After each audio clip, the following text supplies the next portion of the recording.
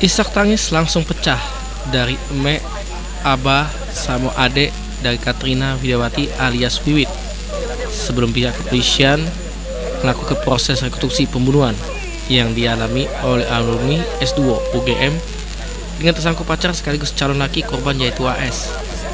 Sudah ditenangkan oleh pihak keluarga, akhirnya Eme, Abah sama Ade Wiwit pun jadi tenang. Lalu polisi dari Subdit 3 Jatanras Polda Sumsel menjalankan proses rekonstruksi. Di adegan awal rekonstruksi, tersangka AS sudah minjem mobil dengan kawannya.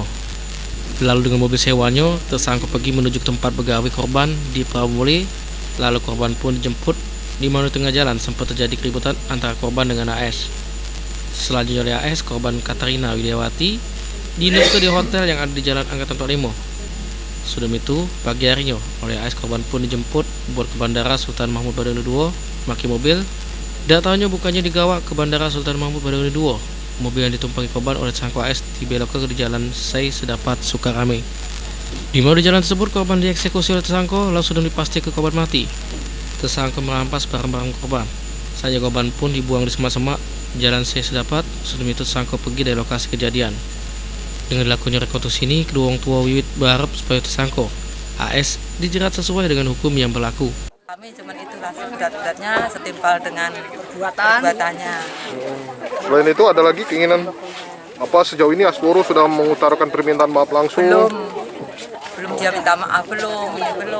Mau ya? Ketemu nggak mau saya lihat aja dia nunduk terus. Kasubdit Jatanras Polda Sumsel AKBP Erlin Tanjaya jelaskan tersangka AS membunuh korban yang merupakan calon bininya karena sakit hati. Tersangka juga sudah merencanakan perbuatannya terhadap Katrina Widiawati alias Wiwit. Tersangka ini sakit hati sehingga sudah berencana untuk membunuh korban.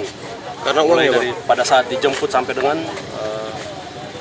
menginap dan seolah-olah mengantarkan korban ke bandara untuk diberangkatkan ke Jogja. Jalannya rekonstruksi pembunuhan terhadap Katrina Widiawati ini dipenuhi oleh warga khusus yang tinggal pada lokasi kejadian, di mana warga penasaran dengan tersangka AS yang sudah dengan teganya menghabisi nyawa calon bininya dengan cukup sadis. Firman Hidayat, PAL TV.